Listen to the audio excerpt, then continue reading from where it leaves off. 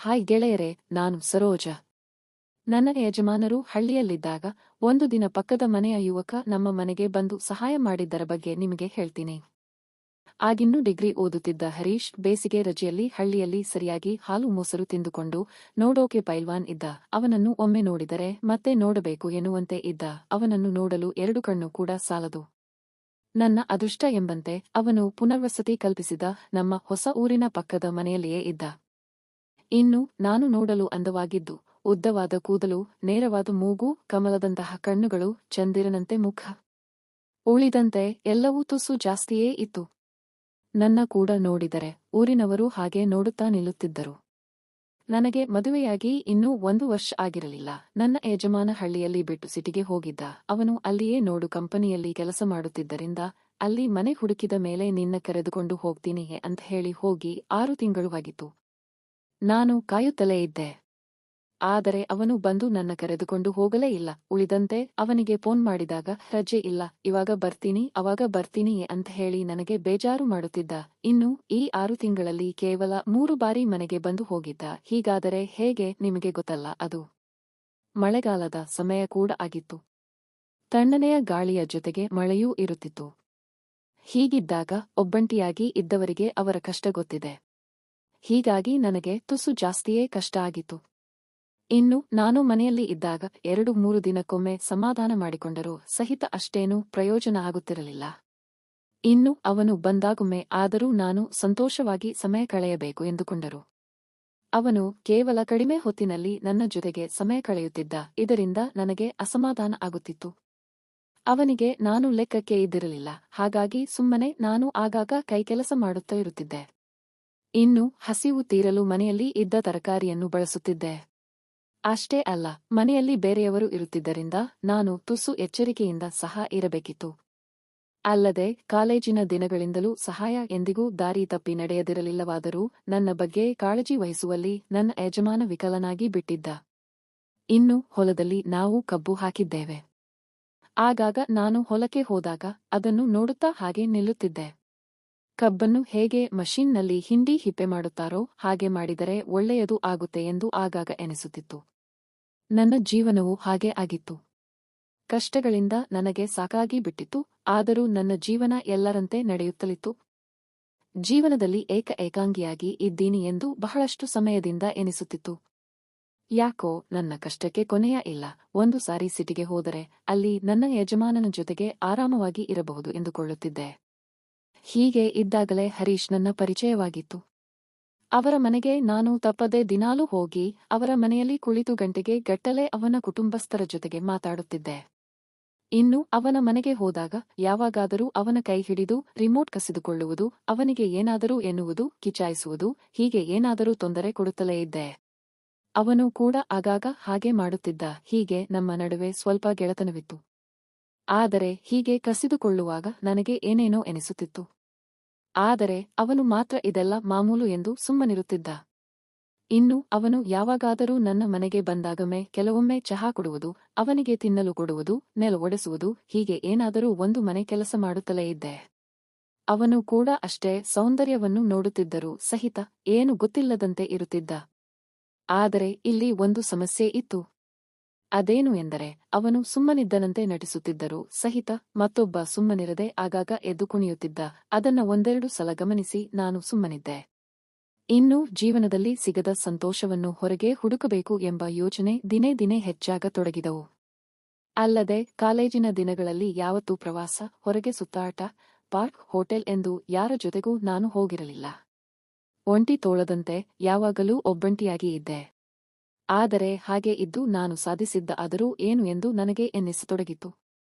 ಇನ್ನು ನನ್ನ ಯಜಮಾನನು ನಾನು ಫೋನ್ ಮಾಡಿದರೆ ಮಾತ್ರ ಮಾತಾಡುತ್ತಿದ್ದ, ಇಲ್ಲವಾದರೆ ತನ್ನ ಕೆಲಸ ಎಂದು ಸುಮ್ಮನಾಗುತ್ತಿದ್ದ. ಹೀಗಾಗಿ ನನಗೆ ಏಕಾಂಗಿತನ ಕಾಡಲು ಆರಂಭಿಸಿ ಏನಾದರೂ ಮಾಡಿ ಒಂದು ದಾರಿ ಕಂಡುಕೊಳ್ಳಬೇಕು ಎಂದುಕೊಳ್ಳಬೇಕಾದರೆ ನನಗೆ ನೆನಪಿಗೆ ಬಂದಿದ್ದು ಇದೆ, ಹರೀಶ್.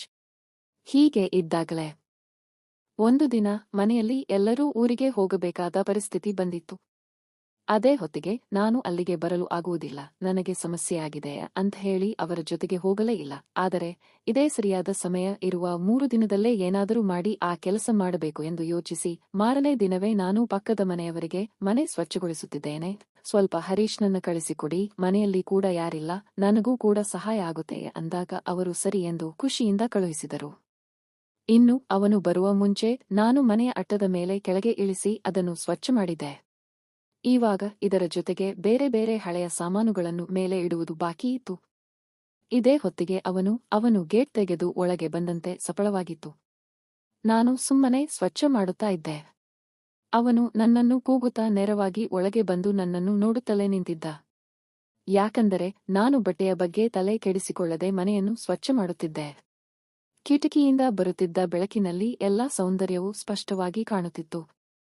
ಆಗ ನಾನು, ಬಾರೋ ಇದನ್ನು ಮೇಲಿಡು, ಇವತ್ತು ಜಾಸ್ತಿ ಕೆಲಸ ಇದೆ, ಸ್ವಲ್ಪ ಸಹಾಯ ಮಾಡು ಎಂದು ಹೇಳಿದಾಗ ಸರಿಯೇ ಅಂತ ಹೇಳಿದ. ಇನ್ನು ಹೀಗೆ ಮನೆಯನ್ನು ಸ್ವಚ್ಛ ಮಾಡುವಾಗಲೆಲ್ಲ ಅವನು ಆಗಾಗ ಆ ಧೂಳಿನ ನಡುವೆಯೂ ಸೌಂದರ್ಯವನ್ನು ಕಣ್ತುಂಬಿಕೊಳ್ಳುತ್ತಿದ್ದ.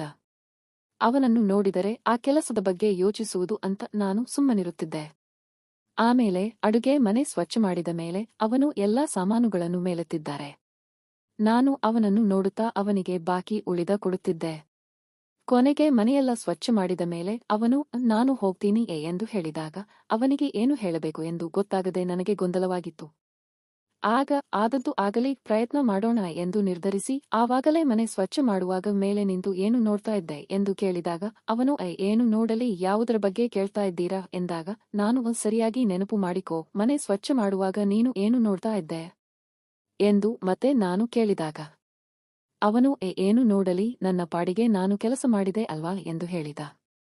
ಆಗ ನಾನು, ಸರಿ, ನೀನು ಏನು ನೋಡ್ತಾ ಇದ್ದೆ ಅಂತ ನಾನು ನಿನ್ನ ಮನೆಯಲ್ಲಿ ಹೇಳ್ತೀನಿ, ಅವರು ಯಾರ ಮಾತು ನಂಬುತ್ತಾರೆ, ಆವಾಗ ನಿನಗೆ ಗೊತ್ತಾಗುತ್ತೆ ಅಂದಾಗ ಅವನು, ದಯವಿಟ್ಟು ಬೇಡ, ಹಾಗೆ ಮಾಡಬೇಡಿ, ನಾನೇನು ಮಾಡಲಿ, ಅದೆಲ್ಲ ಸಹಜ ಎಂದು ಸಪ್ಪೆ ಮೊರೆ ಹಾಕಿದ. ಅವನನ್ನು ಸತಾಯಿಸಲೆಂದೆ ಅವನಿಗೆ ಈ ಬಗ್ಗೆ ನಿಮ್ಮ ಮನೆಯಲ್ಲಿ ಹೇಳುತ್ತೇನೆ ಎಂದಾಗ ಆತ ದಿಕ್ಕು ತೋಚಿದೆ, ಬೇಡ, ದಯವಿಟ್ಟು ಹೇಳಬೇಡಿ, ಕ್ಷಮಿಸಿ ಎಂದು ಮುಖ ಸಪ್ಪೆ ಮಾಡಿದ. ಅವನ ಭಯ ಕಂಡು ನಾನು, ಸರಿ, ಹಾಗಿದ್ರೆ ಹೇಳಬಾರದು ಅಂದ್ರೆ ನೀನು ಇನ್ನೊಂದು ಕೆಲಸ ಮಾಡಬೇಕು ಎಂದಾಗ ಅವನು, ಸರಿ, ನೀವು ಹೇಳಿದ್ದು ಮಾಡ್ತೀನಿ, ಇನ್ನು ಬೇರೆ ಏನಾದರೂ ಸ್ವಚ್ಛ ಮಾಡೋದು ಇದ್ರೆ ಹೇಳಿ, ಸ್ವಚ್ಛ ಮಾಡ್ತೀನಿ ಅಂತ ಹೇಳಿದ. ಆಗ ನಾನು, ಸರಿ, ನಾನು ಹೇಳಿದ ಹಾಗೆ ಕೇಳುವೆ ಎಂದು ಇಲ್ಲಿ ಅಡುಗೆ ಮನೆಗೆ ಬಾ, ಸ್ವಲ್ಪ ಕೆಲಸ ಇದೆ ಎಂದಾಗ ಅವನು ನನ್ನ ಹಿಂದೆ ಬಂದ. ಅವನಿಗೆ ಪೂರ್ತಿ ಎಲ್ಲವನ್ನೂ ತೋರಿಸಿದೆ. ಅವನು ಗಾಬರಿಯಿಂದ, ಮೊದಲು ಯಾವತ್ತೂ ನೋಡಿಲ್ಲ, ಇದೆ ಮೊದಲು ಎಂದ. ಆಗ ನಾನು, ಸರಿಯಾಗಿದ್ದರೆ ಏನು ತೊಂದರೆ ಇಲ್ಲ, ನೀನು ಯಾರಿಗೂ ಹೇಳಬಾರದು ಎಂದು ಮಾತು ಪಡೆದು ಅವತ್ತು ಅಲ್ಲಿಯೇ ಅವನಿಗೆ ಬಾಕಿ ಎಲ್ಲಾ ಕೆಲಸವನ್ನು ಮಾಡಿಸಿದೆ. ಅವನು ಕೂಡ ಸರಿಯಾಗಿ ಕೆಲಸವನ್ನು ಮಾಡಿದ. ಮನೆಯನ್ನು ಸ್ವಚ್ಛ ಮಾಡುವಾಗ ಹೇಗೆ ಸಹಾಯ ಮಾಡಿದನೋ ಅದಕ್ಕಿಂತ ಹೆಚ್ಚು ಶ್ರದ್ಧೆಯಿಂದ ಈ ಕೆಲಸವನ್ನು ಮಾಡಿದ್ದ. ಅವನ ಕೆಲಸವನ್ನು ಕಂಡು ನಾನು ಗಾಬರಿಯಾಗಿದ್ದೆ. ಬಹಳ ತಿಂಗಳ ನಂತರ ಮಾಡಿದ್ದಕ್ಕೆ ಮತ್ತೆ ಆ ಕೆಲಸವನ್ನು ಕಂಡು ನನಗೆ ಸಂತೋಷವಾಗಿತ್ತು. ಆದರೆ ಇದರಿಂದ ನನ್ನ ಜೀವನದಲ್ಲಿ ಬಿರುಗಾಳಿಯೇ ಎದ್ದಿತು. ಮುಂದೆ ಒಂದು ದಿನ ಬೇರೆಯವರಿಗೆ ಗೊತ್ತಾಗಿತ್ತು. ಅವರು ಬಂದು ನನ್ನ ಹೆದರಿಸತೊಡಗಿದರು. ನನಗೆ ಏನು ಮಾಡಬೇಕು ಎಂದು ಗೊತ್ತಾಗಿರಲಿಲ್ಲ. ಕೊನೆಗೆ ನಾನು ಮಾಡಿದ ತಪ್ಪಿಗೆ ಮತ್ತೆ ಬೆಲೆ ತೆರಬೇಕಾಯಿತು. ಸದ್ಯ ಮನೆಯವರಿಗೂ ಬೇಡವಾಗಿ, ಕುಟುಂಬಸ್ಥರಿಗೂ ಬೇಡವಾಗಿ ಒಬ್ಬಂಟಿಯಾಗಿ ಜೀವನ ನಡೆಸುತ್ತಿದ್ದೇನೆ. ಗೊತ್ತಿದ್ದೋ ಗೊತ್ತಿಲ್ಲದೆಯೋ ಮಾಡಿದ ತಪ್ಪಿಗೆ ಬೆಲೆ ತೆರಬೇಕಾಗಿ ಬಂದಿದೆ. ಹೀಗಾಗಿ ಕೆಲವೊಮ್ಮೆ ಘಟನೆಗಳನ್ನು ಮುಂದುವರೆಸಬಾರದು. ಅಲ್ಲದೆ ಯಾರೂ ಕೂಡ ಹೀಗೆ ಮಾಡಬಾರದು. ಇದಕ್ಕೆ ನನ್ನ ಜೀವನವೇ ಉದಾಹರಣೆ. ಹಾಗಾಗಿ ಸಮಾಜದಲ್ಲಿ ಉನ್ನತ ನಾಗರಿಕನಾಗಿ ಸಮಾಜಕ್ಕೆ ಒಳ್ಳೆಯ ಸಂದೇಶ ನೀಡುವ ಸ್ಫೂರ್ತಿದಾಯಕ ಬೇರೆ ಬೇರೆ ಕಥೆಗಳ ಬಗ್ಗೆ ತಿಳಿಯಬೇಕು. ಇವೆಲ್ಲವೂ ಕಾಲ್ಪನಿಕವಾಗಿದ್ದರಿಂದ ಇವನ್ನು ಕೇವಲ ಒಂದು ಕಥೆಯಾಗಿ ಮಾತ್ರ ಕಾಣಬೇಕು. ಆದರೆ ಇವೆಲ್ಲ ಕೆಲವು ಕಾಲ್ಪನಿಕ ಘಟನೆಗಳು ಆಗಿದ್ದು ಇವನ್ನು ಸ್ಫೂರ್ತಿಯಾಗಿ ತೆಗೆದುಕೊಳ್ಳದೆ ಸಮಾಜದಲ್ಲಿ ಒಳ್ಳೆಯವರಾಗಿ ನ್ಯಾಯಯುತವಾಗಿ ಜೀವನ ನಡೆಸಬೇಕು. ಇನ್ನು ಯಾರೂ ಕೂಡ ಗೊತ್ತಿದ್ದು ಗೊತ್ತಿಲ್ಲದೆಯೋ ತಪ್ಪುಗಳನ್ನು ಮಾಡಬಾರದು. ಗೆಳೆಯರೇ, ಈ ಕತೆ ಇಷ್ಟವಾಗಿದ್ದರೆ ವಿಡಿಯೋಗೆ ಲೈಕ್ ಮಾಡಿ, ಚಾನೆಲ್ ಸಬ್ಸ್ಕ್ರೈಬ್ ಮಾಡಿ. ಧನ್ಯವಾದ.